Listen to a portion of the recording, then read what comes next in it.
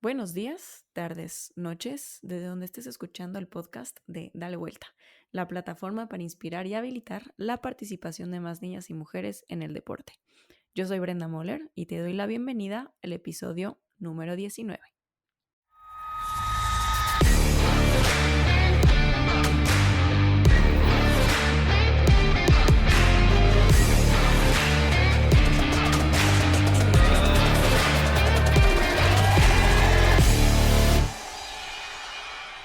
Comunidad de Dale Vuelta, bienvenidos a un episodio más de este podcast donde hablamos sobre temas que impactan al deporte más allá de lo competitivo y lo atlético. Este episodio 19 es la segunda parte de 3 dedicada a los Juegos Olímpicos de Tokio 2020.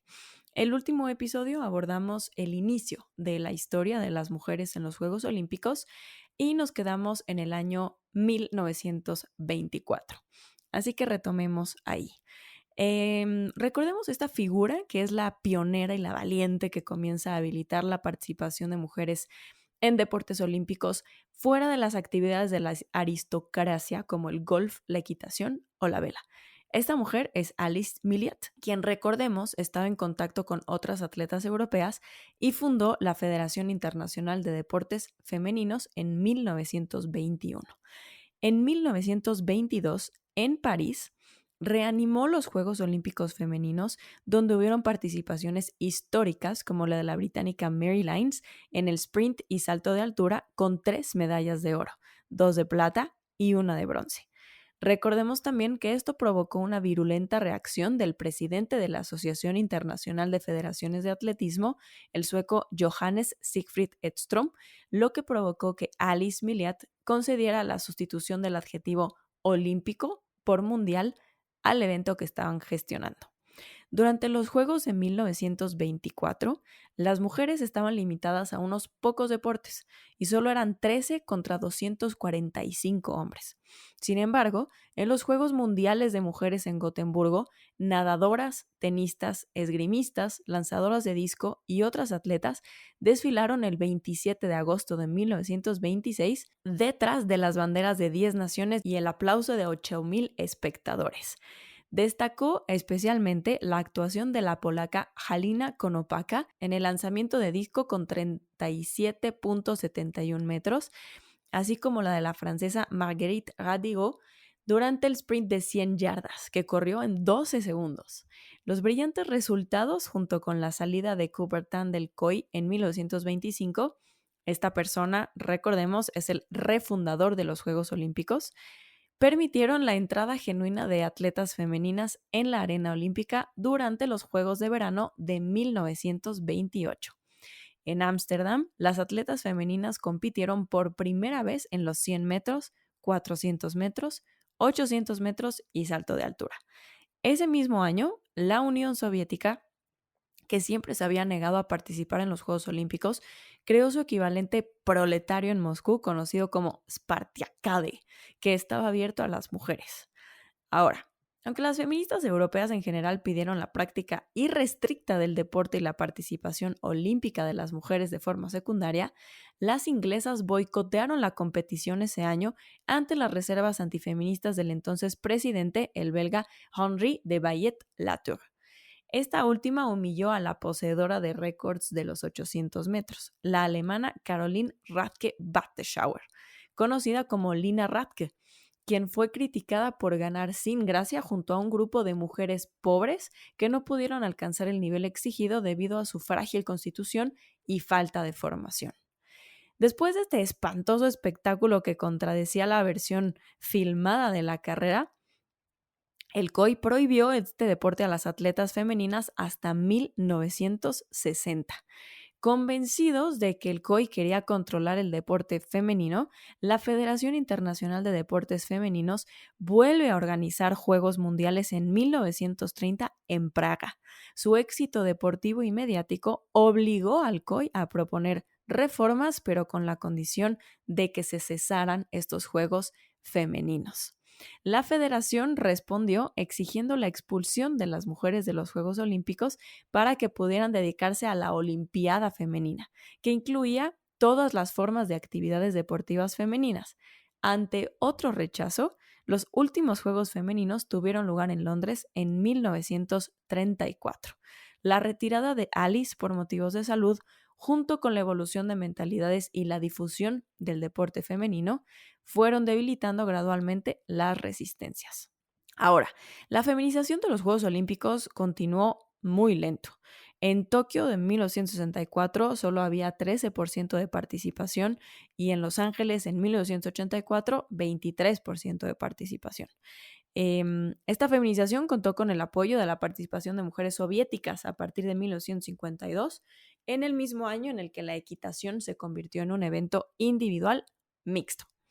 Recién en las décadas de 1970 y 1980, siguiendo directivas de Naciones Unidas que afirmaban que el deporte favorecía la salud y la desaparición de los estereotipos sexistas, se incentivó la presencia de mujeres en las Olimpiadas. Sin embargo, la participación de cada deporte aún reflejaba prejuicios de género. Hasta 1980, el esquí tenía el mayor número de miembros femeninos, superado en ese momento por el tenis, que regresó a los Juegos Olímpicos después de estar ausente desde 1924. En 1990, el atletismo solo ocupaba el 10º lugar, mientras que los deportes ecuestres ocupaban el 4º lugar. Sin embargo, desde 1991, cada deporte nuevo en los Juegos Olímpicos debe incluir un evento de mujeres. En 2012, los Juegos de Londres ya tuvieron una participación del 44% de atletas femeninas. Ahora, los efectos de género también han estado siempre presentes en la composición del COI, el cual era exclusivamente masculino hasta 1981 y mantuvo una mayoría masculina hasta finales del siglo. Sin embargo, desde el 2007, la Carta Olímpica ha afirmado que el papel del COI es alentar y apoyar la promoción de la mujer en el deporte a todos los niveles y en todas las estructuras, con miras a implementar el principio de igualdad entre hombres y mujeres.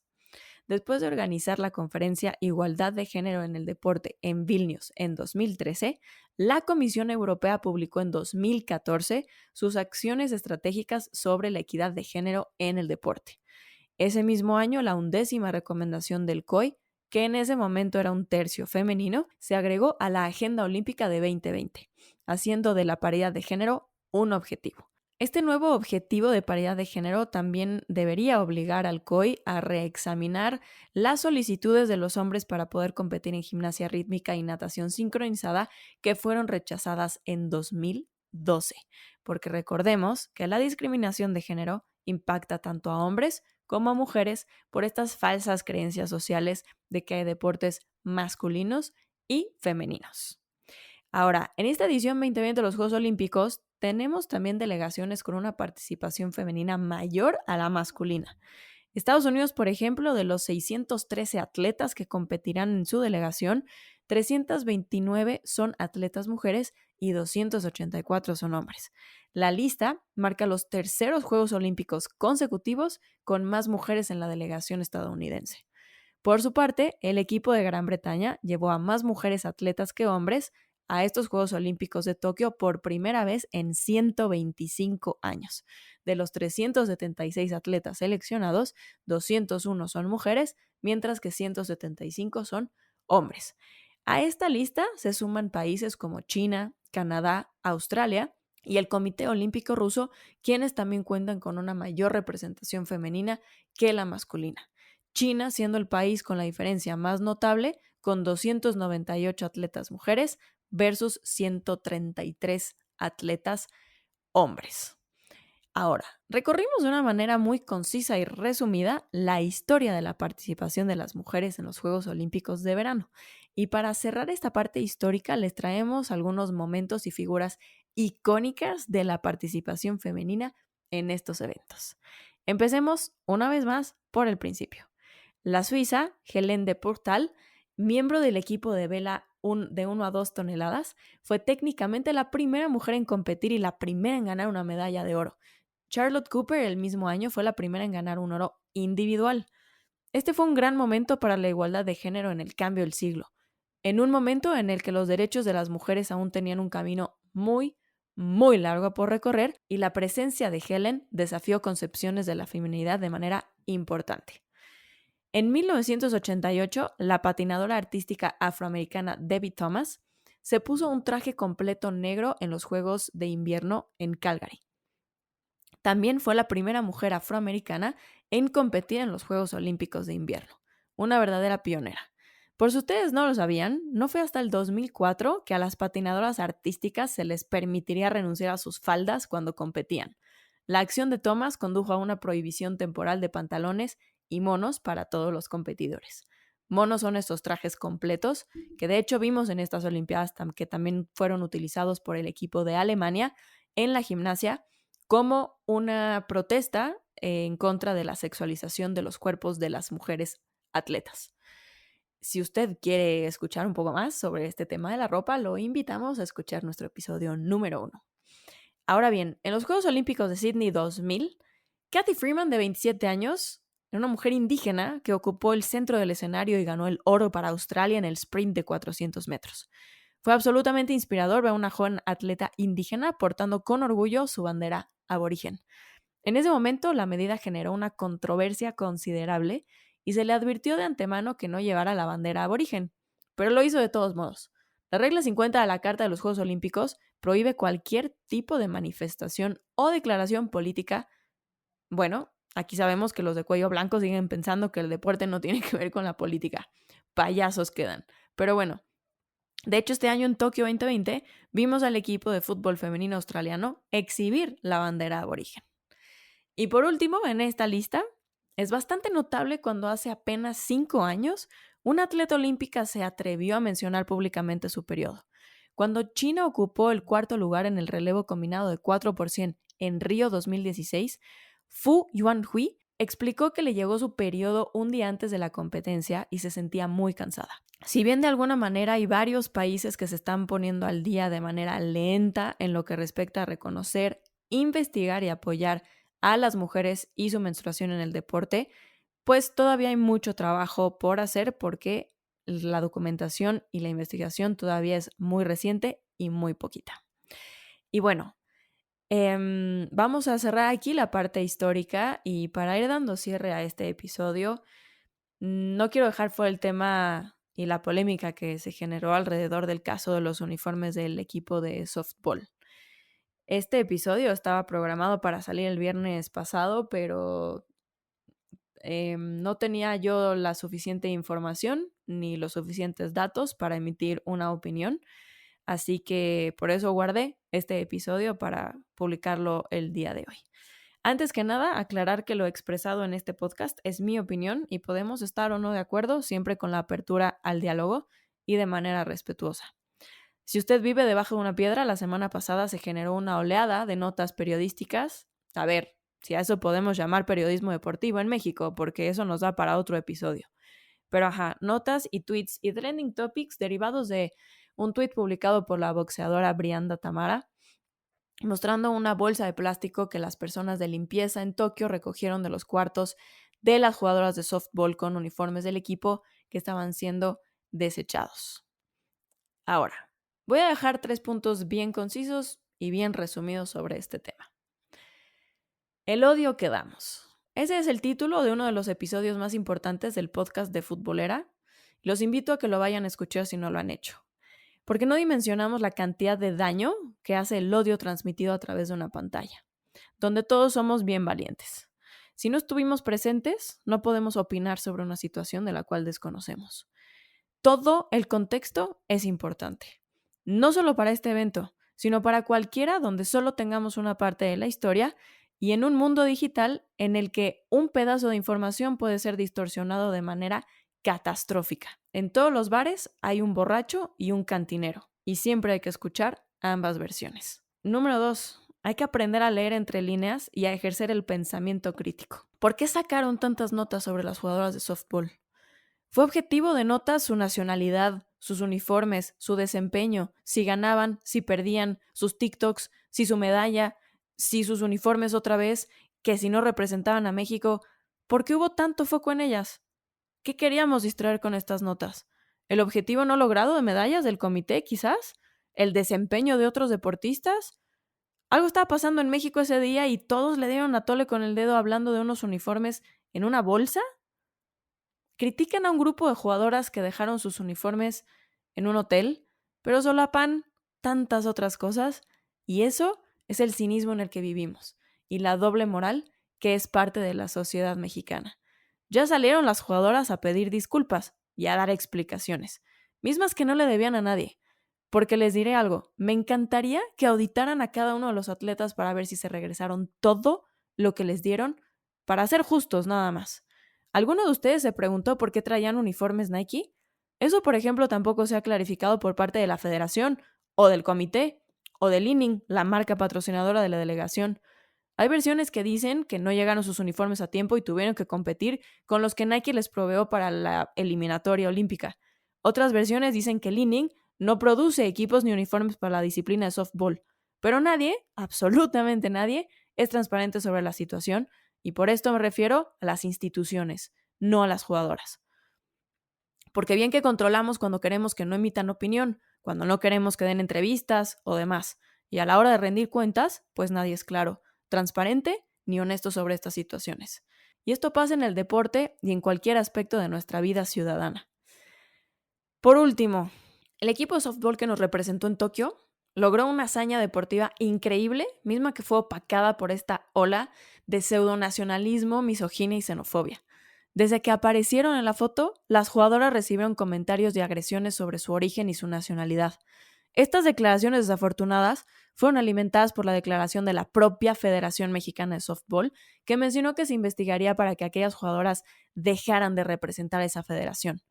Claudia Pedraza declaró en una entrevista algo que no podemos dejar de lado, y es lo siguiente en sus palabras. Estas reacciones virulentas cuando se tratan de deportistas mujeres tienen este componente de machismo. Medios de comunicación y periodistas de forma muy irresponsable emiten juicios de valor sin tener contexto, utilizando figuras que aluden a la xenofobia y a la misoginia. Esto resulta como un caldo de cultivo para que el público repita estas expresiones y vaya a las redes a atacar a las jugadoras. Parecería que señalar estos ataques xenófobos y misóginos es defender la acción de las jugadoras, pero esto debe ser sancionado en términos de las autoridades. Esta reacción en redes sociales es agresiva y violenta. Y aunque ya lo mencionamos en otro episodio, les recordamos que México es uno de los países más violentos y poco civiles en el entorno digital. La tasa de violencia contra las mujeres en espacios digitales es del 85% y en América Latina es del 91%. Y las notas, opiniones sin contexto y declaraciones solo por vender notas, vistas o likes son solo gasolina para un fuego dañino y que cada vez es más difícil de contener. Vimos comentaristas como David Faitelson o Javier Alarcón que no le dedican un tuit de su día cotidiano al deporte femenil, pero salieron a defender su nacionalismo ridículo y emitir opiniones que nada más alentan a agresores a insultar a las jugadoras. ¿En verdad un uniforme es la representación de nuestro nacionalismo? Estamos muy perdidos si es así, porque últimamente quien es responsable de ese equipo, del bienestar de esas jugadoras y de su traslado, también es responsable de proveerlas con lo necesario para sus traslados de equipos, pero eso nadie lo está diciendo. Hablamos mucho de lo que dejaron en una bolsa de plástico y muy poco de la conversación importante aquí, que son las estructuras de apoyo para todas las deportistas de este país. Y eso es todo por el episodio de hoy. Entramos a los anuncios semanales. Suscríbanse a nuestro Change Letter en colaboración con SheWins, un envío mensual a su correo con información relevante sobre las mujeres en el deporte. También los invito a acompañarnos en el perfil de Futbolera en Instagram, @futbolera, el 13 en lugar de la L y la E, para el chisme futbolero donde analizamos y compartimos con ustedes la actividad de nuestra liga, torneos internacionales, nuestra selección y más. Y por último, visiten Dale Vuelta MX para registrar a su organización o encontrar algún espacio dedicado al deporte femenil cerca de ustedes. Recuerden que pueden seguir a Dale Vuelta en Instagram y Twitter como @DaleVueltaMX. Me despido por hoy. Mi nombre es Brenda Moller. Gracias por escucharnos y recuerden, hay que creer para crear y sumar para ganar. Hasta pronto, figuras.